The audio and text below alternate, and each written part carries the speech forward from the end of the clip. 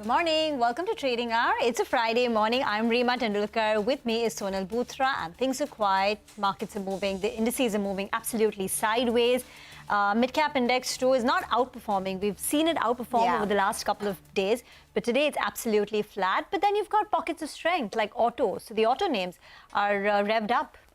Oh, they are, and not feeling so much like a Friday morning though. It's been very quiet, but that is something that the global markets are suggesting. Well, you've got a holiday coming up, so you've got to have that, Friday feeling or holiday. That I've been getting for a while now, I think.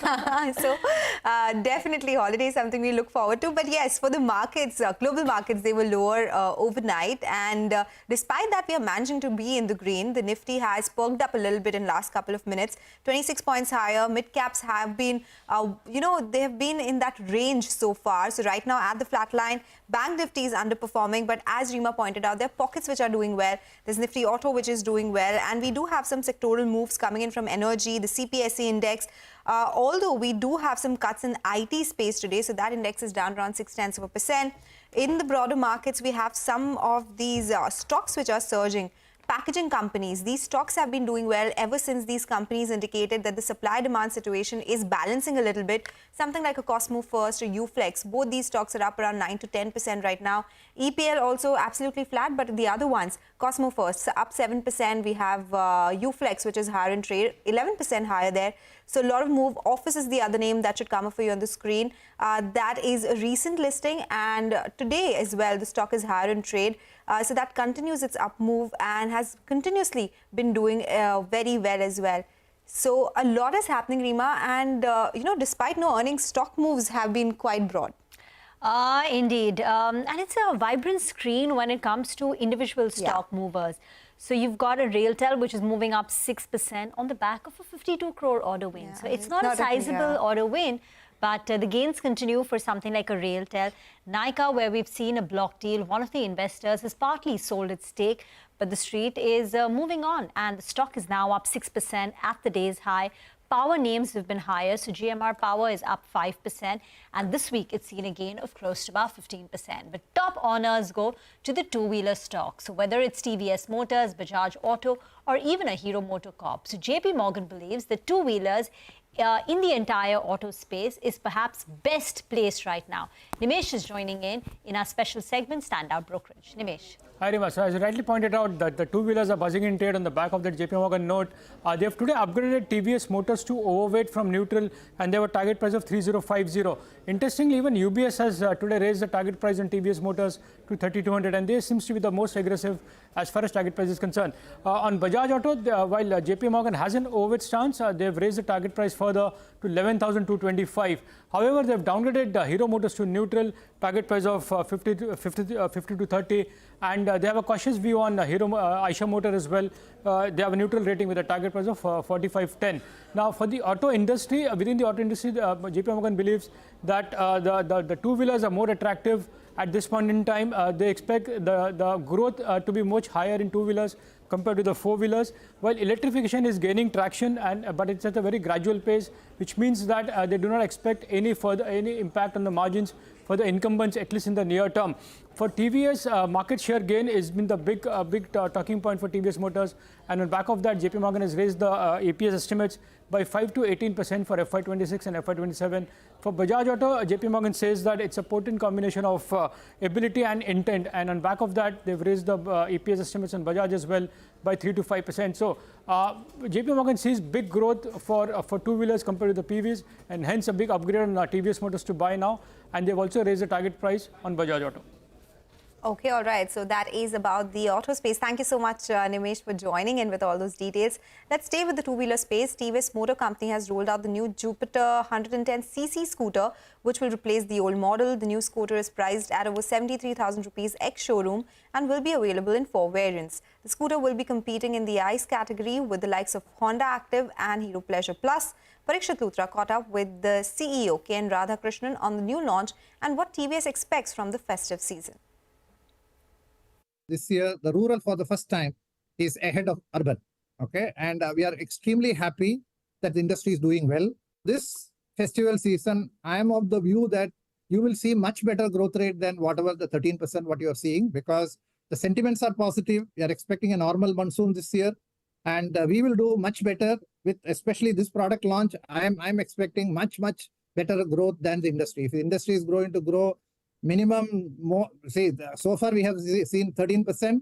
I'm expecting much better growth rate, maybe 15%. Okay, that is TVS Motor. The stock is high by 3%.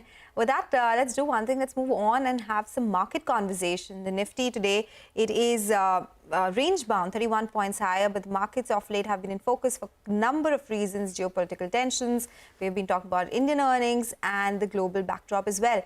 Hemant Kanawala from Kotak Mahindra Life Insurance is joining us now to discuss market fundamentals and his top sectoral picks. Hemant, good morning. Thank you so much for joining in. Well, you know, the big event in terms of earnings is behind us now. You say that valuations are not the real reason why you would look at any sector or specific bet. So in terms of earnings, anything that stood out for you, something that you discovered would continue in terms of growth going forward as well? I think so. The surprise of this earnings season has been on the IT side, where we entered the season with somewhat muted expectation. But the companies have, delivered better than that. And going forward, on the back of expectation of rate cut in USA and also soft landing in USA, we believe that IT demand should pick up.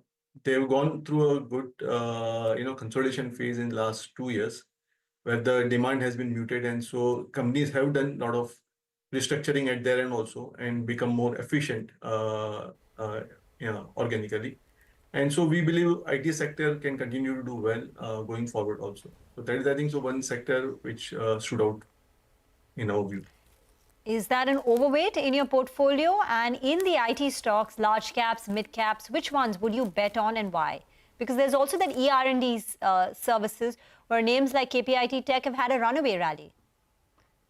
Yeah, so we are evenly poised on both the segment because large companies have an advantage of better valuations, and they will also benefit from the segment, because what is happening is that the expectations are that the BFSI segment should pick up in USA on the back of more regulatory spending by the banking companies there, and if there is a rate cut, that also helps the banking sector in USA.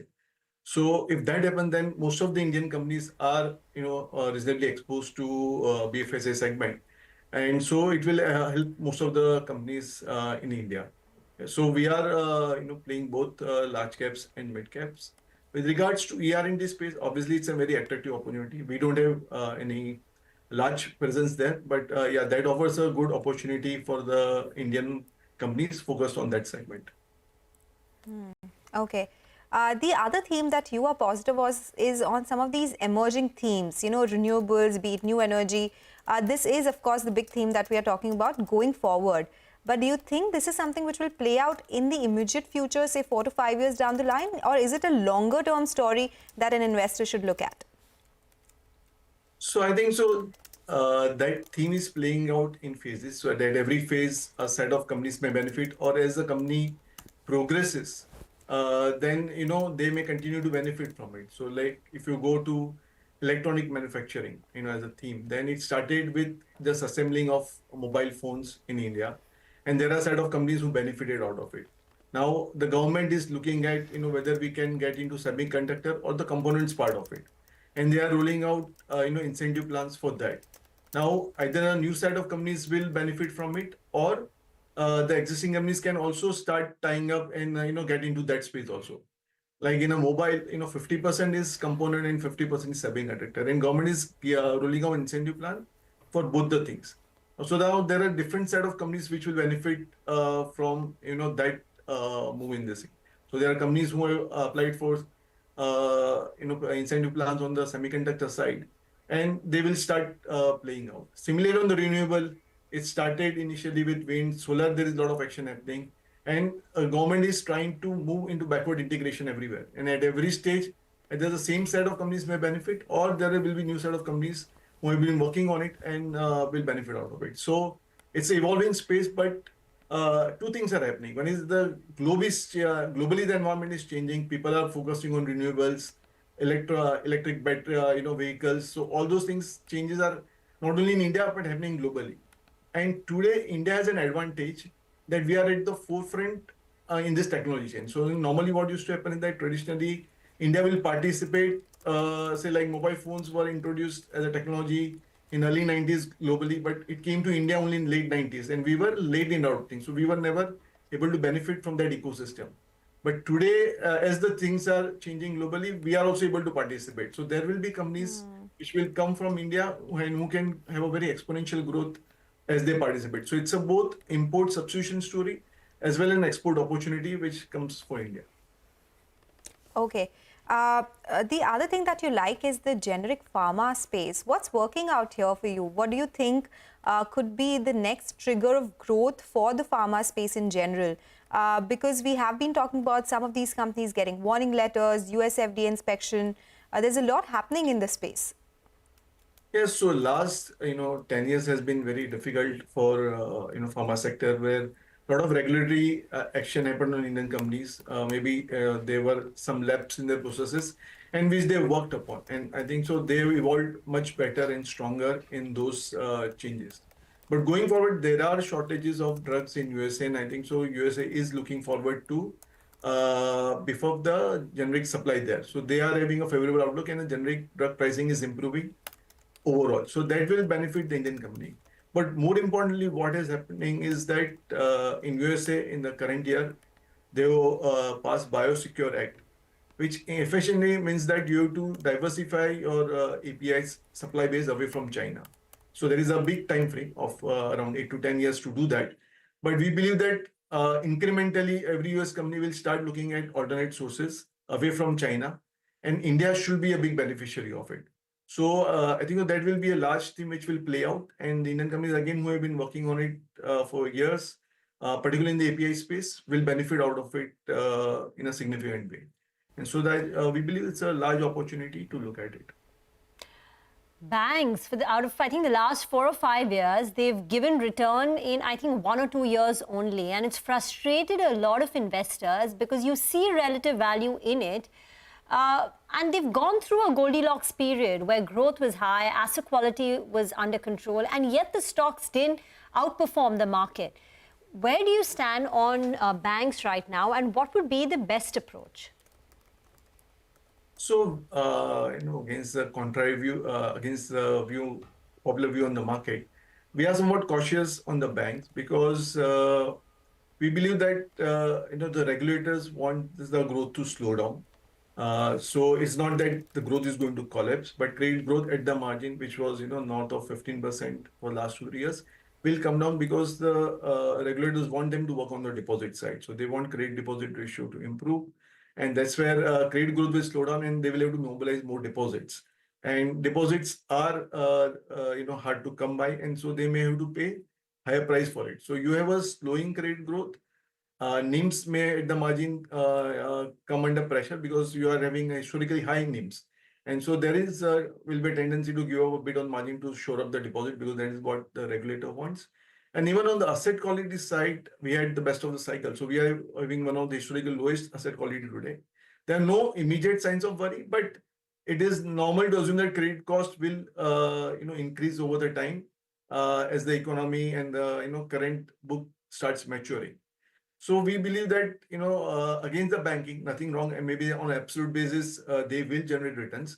But on a relative basis, banking sector may, like the other, exciting and interesting things happening in the market and the economy.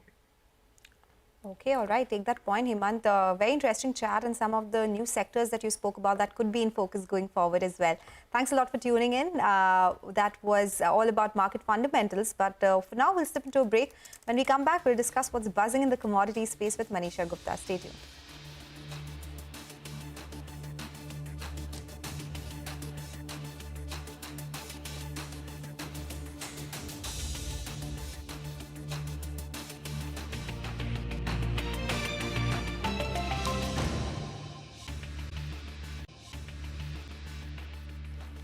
Welcome back. You're still tuned into Trading Hour. Well, the government has slashed the import duty on gold and silver from 15% to just 6% in the union budget.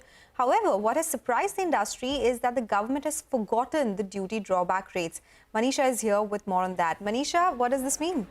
Oh, well, yes, it does mean that the government is incurring losses here, but the jewelry as a sector clearly seems to be laughing its way to the bank right now. As you mentioned that during the budget, we did see the government slash the import duty on gold, silver and platinum. So for gold and silver, it was slashed from 15% to 6%.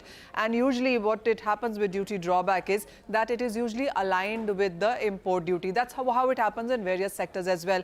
But here, we do not have a new updated notification. So it still continues with duty drawback at around 15%. So, for both gold and silver for that matter. So you have a higher duty drawback back on one side, but you have lower import duty on the other side. I have worked out a couple of case study scenarios with IBJA, taking in account on what exactly works out in sense of numbers here. That should explain the matter to you more easily. So when you look at gold, while the import duty stands at 6% now, so that accounts to 390 rupees per gram. If you are exporting gold jewelry, the duty drawback at around 15%, you stand to earn almost 704 rupees onto this. So you can see that difference on what you are paying as an import duty on what you are getting back as a duty drawback. It's a similar scenario for silver as well. Here as well, because the import duty is at a 6%, you have to pay 5,100 to import 1 kg of silver. But when you are exporting silver artifacts or jewelry, etc., the duty drawback that you get back is 8,949. So not just that the government is losing in sense of import duty because they cut it so sharply, but they also are losing in sense of duty drawback because that is what the jurors are asking for. This is as per the notification that there is. The expectation is that this is something that perhaps is a miss. Government perhaps forgot to do this, and this could be done pretty soon. But at this point in time, in a matter of last 1 month, this is how the gold and silver industry really have performed. Thank you very much for that. Let's get to another important corporate story. Adani Power gets the NCLT nod for acquisition of Lanco Amarkantak Power. Lata is here with more details to decode which banks could gain from this. Lata. Well, it became an NPA in 2017 and 2019 entered NCLT. Now, Adani Power says that it has won the bid. The NCLT has passed the order declaring Adani as the winning bid for payment of 4,101 crore in exchange of the Lanco Amarkantak Power project. This is positive for Adani Power itself first because the original claims filed was as much as 14,631 crore. And Adani Power is only paying 4,101 crore. And they say in the exchange filing that in the last 3 years, the revenues of the company have been around 1,330 crores per year. So, the last 3 years' revenues itself equal the amount that they are paying. Now, how is this 4,101 crore likely to be shared between the various loanees, creditors to the company? PFC is the biggest lender with 20.1% of the claims, so they should be getting around 800 crore. REC also has about 20% of the loans given, and so out of 4,101, they get 800 crores. IDBI, which has 10% of the exposure, gets 400 crores, just doing the math. IOB, 8.4%, 344 crores is what it will get. Axis, 8.3%, and that gets 340 crore.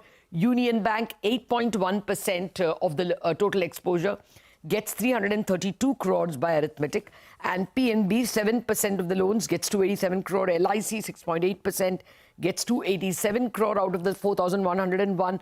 Bank of India, 4.4% of the exposure, should get 180 crore out of that 4,101.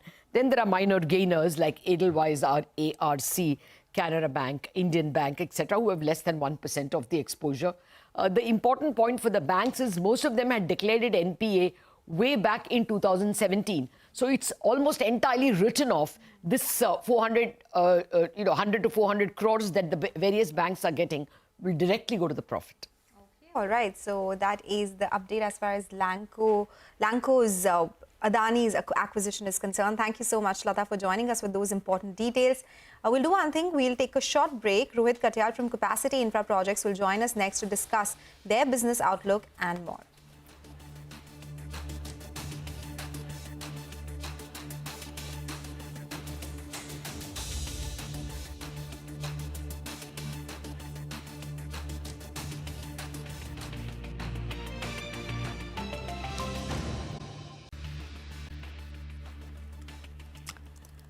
Welcome back. Some stocks catch your attention. Power Mech, where the board has approved a 1:1 bonus. That stock is flying now, up close to about 12%.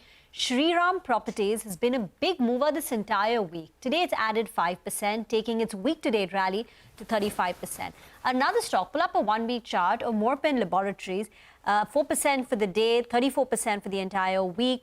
So many of these stocks continue to attract a lot of interest. These are small and mid-cap, stocks. Leica Laboratories, you've got Sadbhav Engineering. So big moves in, even in Merck Electronics, pretty large volumes, and the stock is in an upper circuit of about 5%. But let's talk about Capacity Infrastructure. Now, this is a company which, it's quiet today, the stock, but this week it's up close to about 14%. They've reported a strong set of Q1 numbers. The net profit is up 180%. The revenue growth has come in 32% on a year-on-year basis. And the company has said that they're expecting a 25% revenue growth for the full year. Rohit Katyal, Executive Director at Capacity Infrastructure Infra Projects, is now with us on the show. Mr. Katyal, thank you very much for joining in. First, if you could elaborate how you plan to achieve this 25% top-line growth for the full year, and is there a possibility you will do better because Q1 has been stronger at 32%?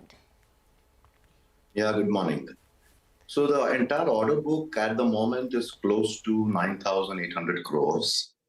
And the 25% growth is the minimum requirement what we need to deliver in the current financial year to the clients.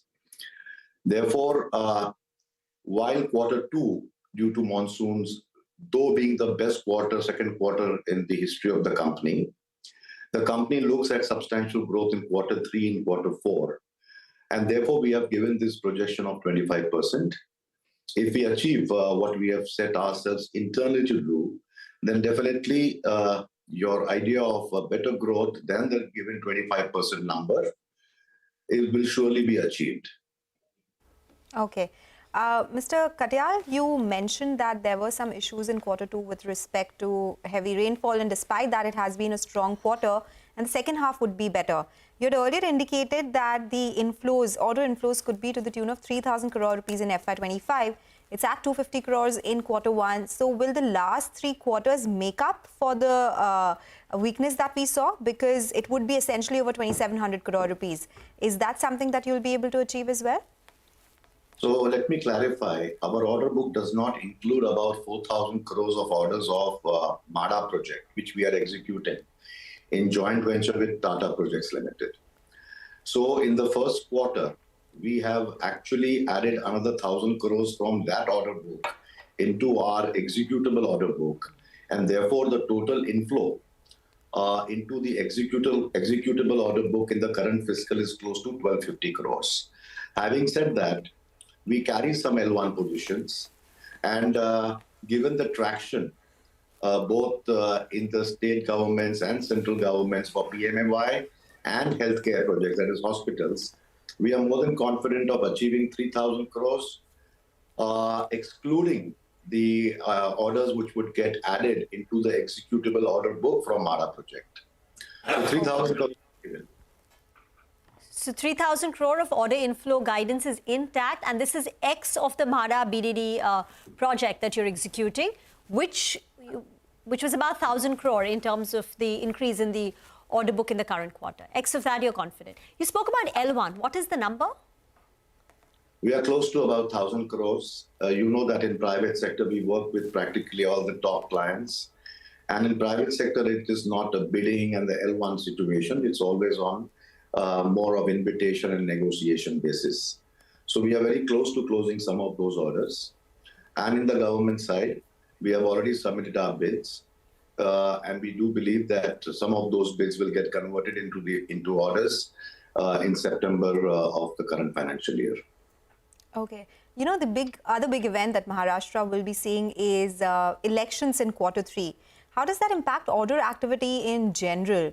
And also wanted to understand the competitive industry. We have a lot of players entering the Mumbai market. There are a lot of real estate projects. The supply is increasing. Is that impacting take rates in any way?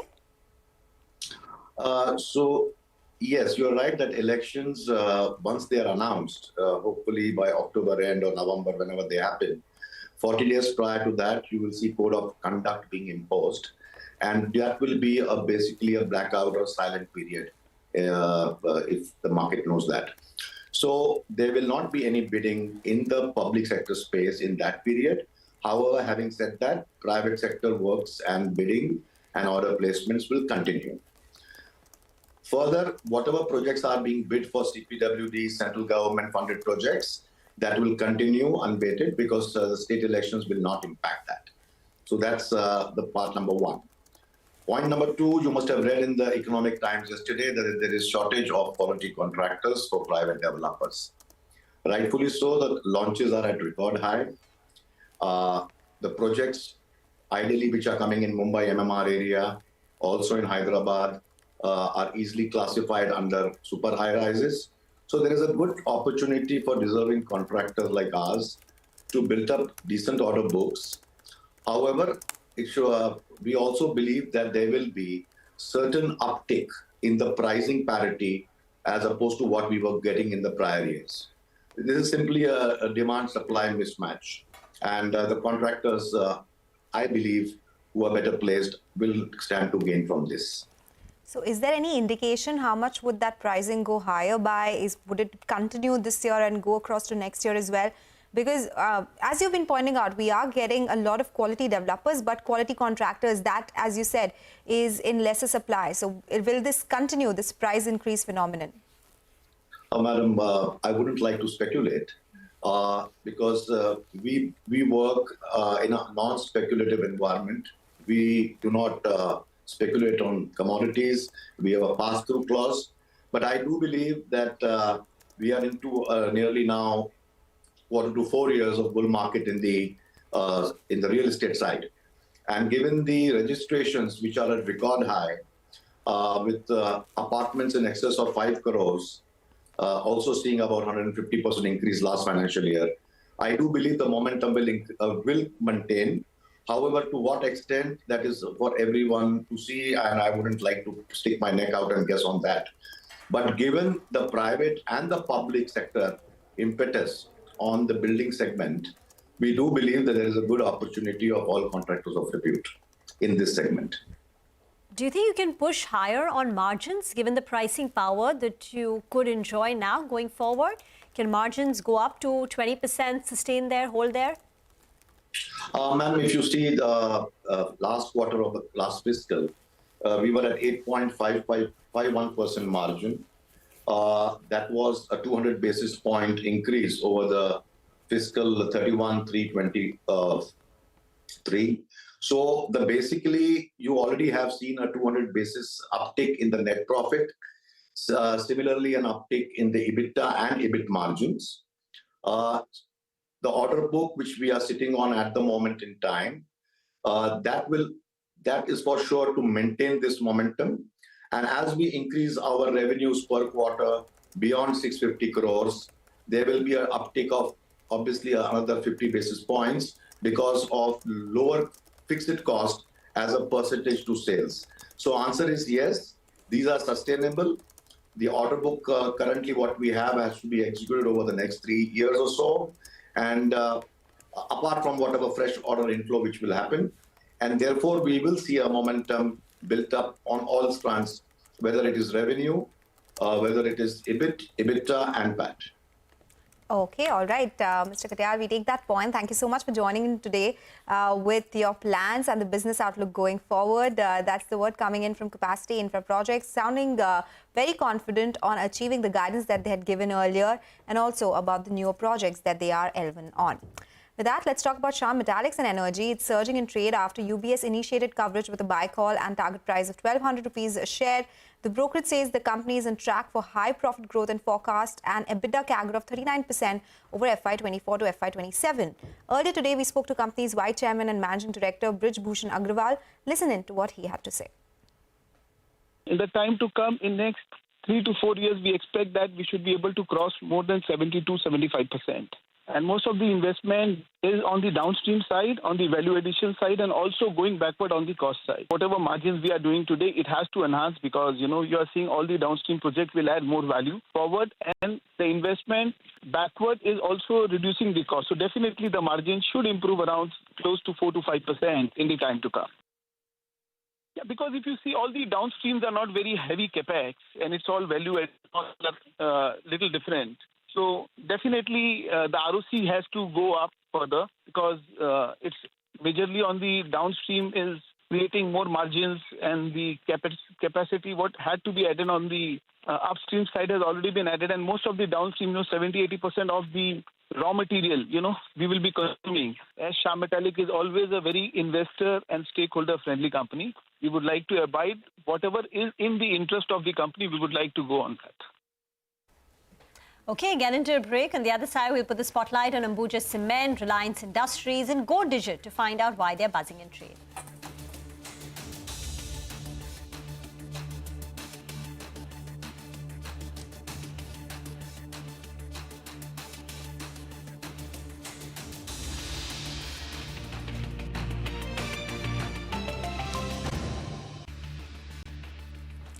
Welcome back. You're still tuned into Trading Hour. Well, we've been talking about a lot of stocks from the broader markets. Just take a look at CDSL. It goes ex-bonus today. 1:1 was the ratio. And adjusting for that, the stock is higher by 10% right now. So watch out for that one. It is at the day's high. Big surge on CDSL that we are seeing right now. And the other stock on our radar is Ambuja on the back of a block deal. Nigel is joining us with all those details. Nigel. Well, that's right. Ambuja Cements is the one in focus after 6.8 crore shares did change hands, raising close to around 4,250 crore rupees. And the price at which this deal was done was around 625 rupees per share.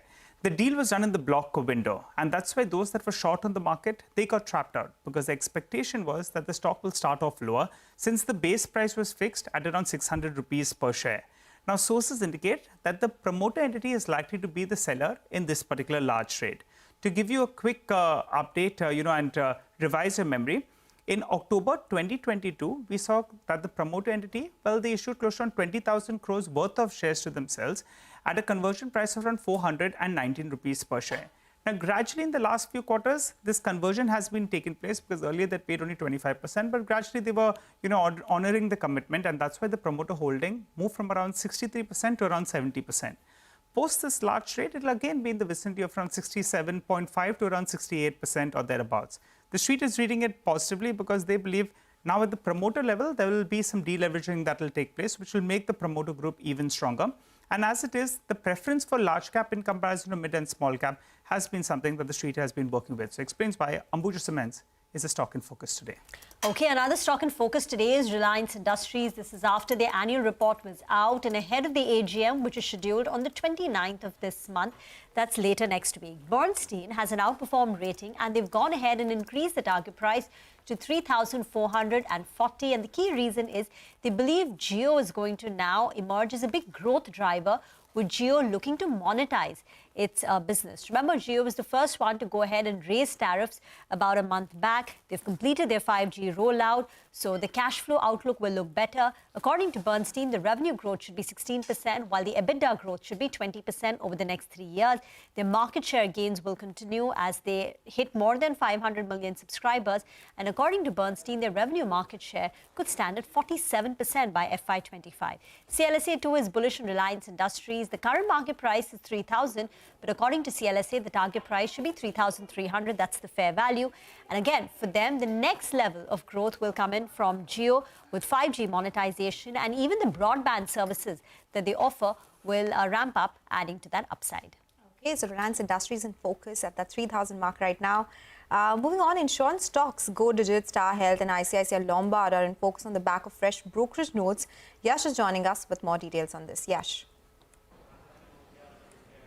Well, it's a very interesting report which Jefferies has released, not just on Go Digit, but the entire general insurance industry. They've clearly taken sides between the two large segments of general insurance sector, that is motor and health. What they are saying is that motor is expected to fire full throttle, whereas health is expected to remain under some pressure for the coming time. What they've done on Go Digit is that they've initiated their coverage with a buy rating, target price of 420 rupees per share. They say that product diversification and operating leverage can improve the combined ratio for Go Digit to about 103%. They also expect the EPS CAGR of 73% and ROE expansion to about 16% for Go Digit General Insurance. On Star Health Insurance, they've come out with a hold rating. Target price has been reduced to 550 rupees per share. What they are saying on Star Health Insurance is that industry headwinds can keep profitability under pressure. Also, they see elevated combined ratio of 97 to 98% over FY25 to 27 estimates with range-bound ROEs of 11 to 13%. Interestingly, on ICICI Lombard, they've retained the buy rating, but they've increased the target price to 2,600 rupees versus 2,180 rupees. They expect the combined ratio to improve by about 370 basis points, 200% by FY27 estimates. Also, EPS estimates have been raised anywhere between 6 to 16%. PB Fintech is another top pick for Jefferies. They expect the turn of cycle and blanket price hike to lead stronger growth for PB Fintech. Also, they say that the launch of its claims management business can strengthen the customer ownership and improve the renewal ratios for PB Fintech. Largely, to summarize their take on the health insurance and the motor insurance industry, they say that large private insurers will gain from multi-year upcycle in the motor insurance industry. Motor upcycle will be led by premiumization of underlying auto mix and second thing, moderating competitive intensity. On the health side, they've said that that particular segment can see some pressure going forward, and that pressure will be led by rising claims frequency and elevated competition amongst the players. Thank you very much for that. That's PB Fintech up 0.5%, but Go Digit is moving up. Get into a break. We'll come back and discuss market technicals. Mitesh Thakkar joins in with his top trading bets.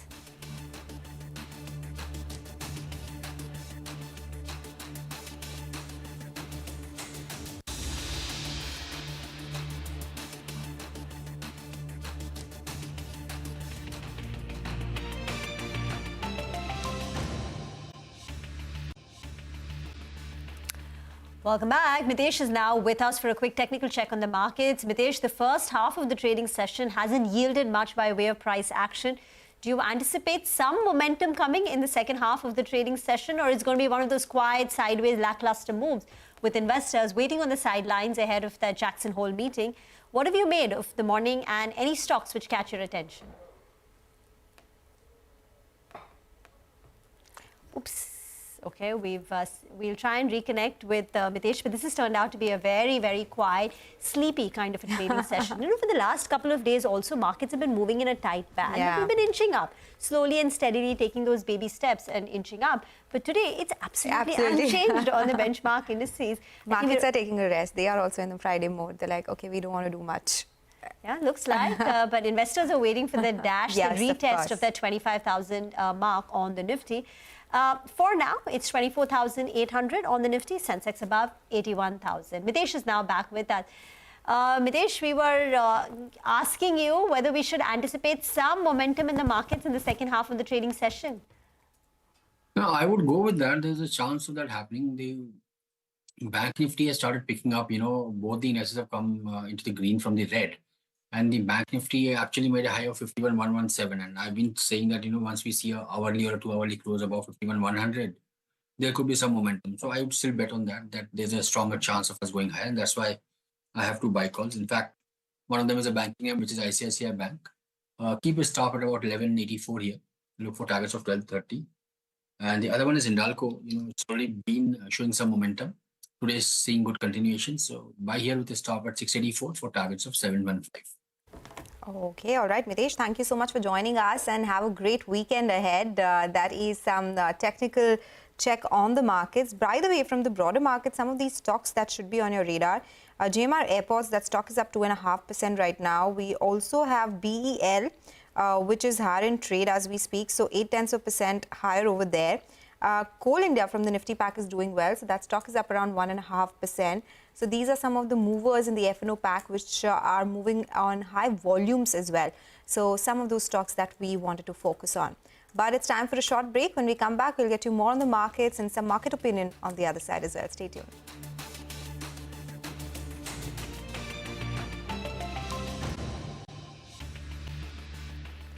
Welcome back. You're still tuned into Trading Hour. Absolutely flat for the markets, but we do have a lot of stocks moving around in the broader markets. The Nifty has fallen actually from the highs.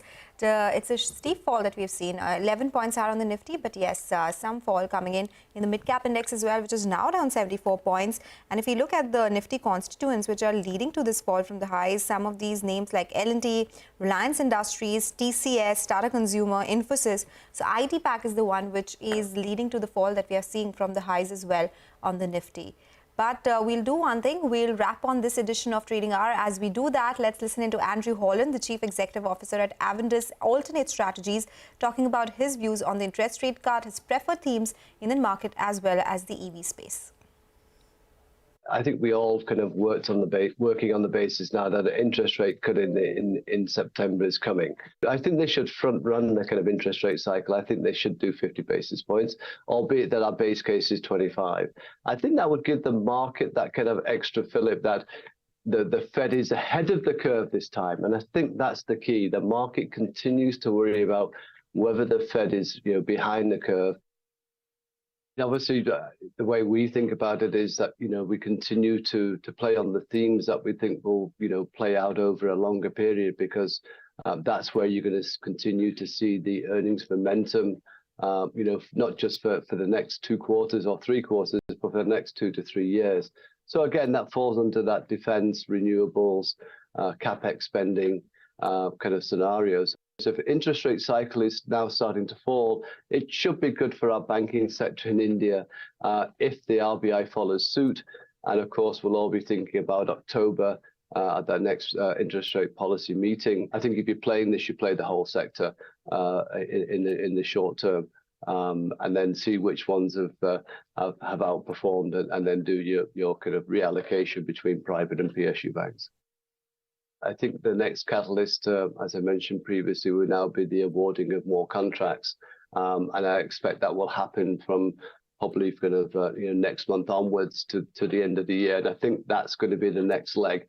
My concern is always is execution, and that's maybe down the road. But, we move around within the themes. Obviously, if you're feeling that some of the themes are not have taken a back seat compared to others, then you can shift across. So hospitality is probably where we're a little bit more excited at the moment. I think in terms of Ola's listing, I think we're all surprised at where the share price is.